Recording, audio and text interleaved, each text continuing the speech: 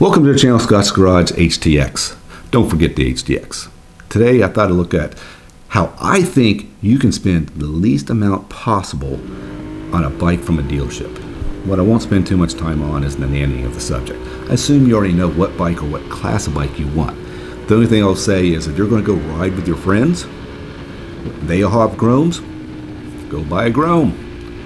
Also, if your experience on a bike is 6.5 seconds of your uncle's mini bike, at which you ended into somebody's parked car inside of the street, so be it. I'm not your mommy. Plus, I'm the poster child for go around and find out. If you want more proof on that, just look at my earlier videos this year, of which I spent 2 weeks in the hospital, 1 week of which was in the ICU. The first thing I'll say is patience. You got to have patience. And dudes, I'm talking to you.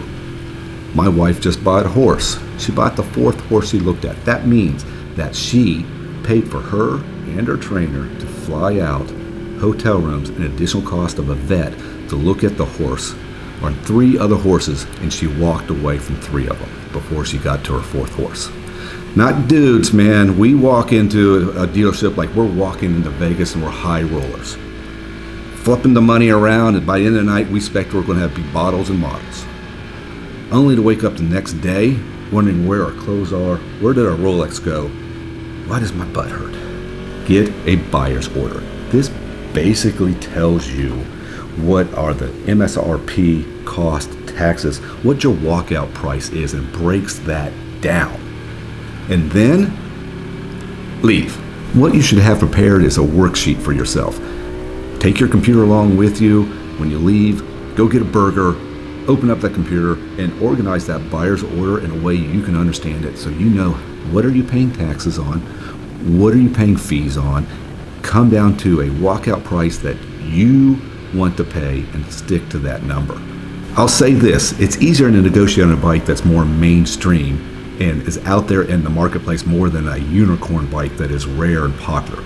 There is an exception to this. There are bikes on the dealership floors that are unicorns. They'll tell you that's a unicorn bike right there, but does anybody really want it?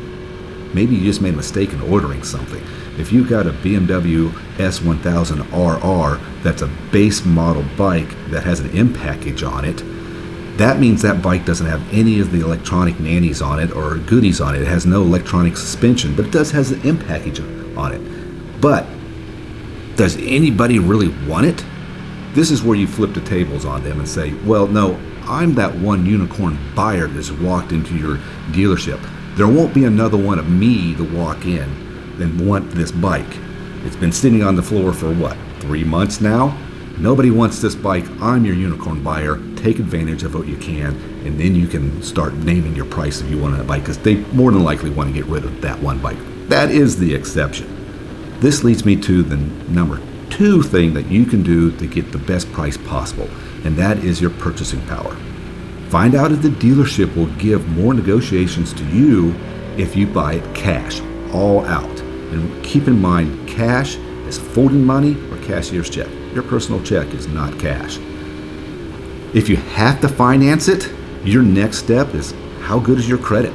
Better credit, better rates. The more money you put down for a down payment, usually the better rate you get.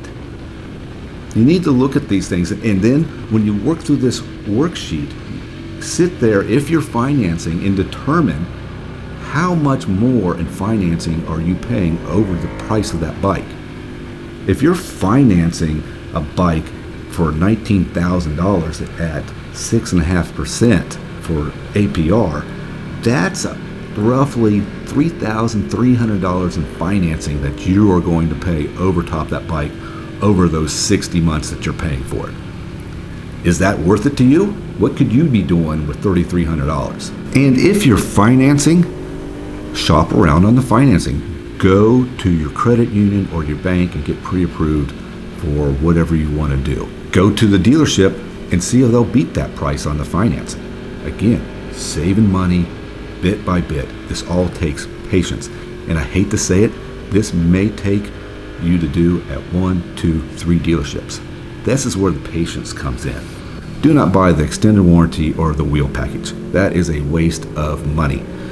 I've been riding bikes for 20 years now plus, and I haven't ruined one wheel, not even on the track. Any repairs I've ever had to do on my bike were either covered by the manufacturer warranty and never outstripped the warranty, extended warranty price. So that's a waste of money. Don't do it.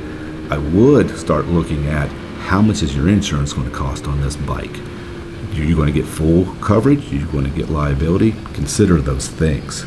I would seriously consider gap insurance though. Look into that.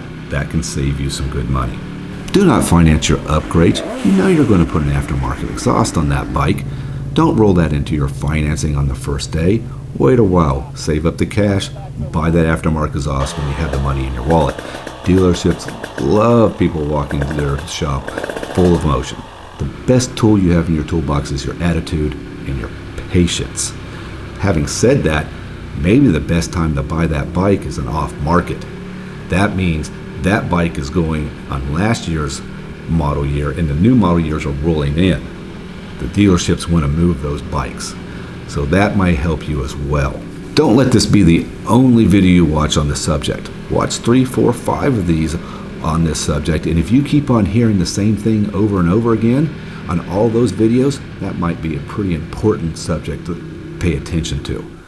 I'm hoping I add something different that they don't, just to help you out from a different perspective. I think if you follow some of these tips, you will be happy in the long run, less buyer's remorse, if any at all, and you'll enjoy your bike for years to come. You guys keep on keeping on, and I'll catch you next time.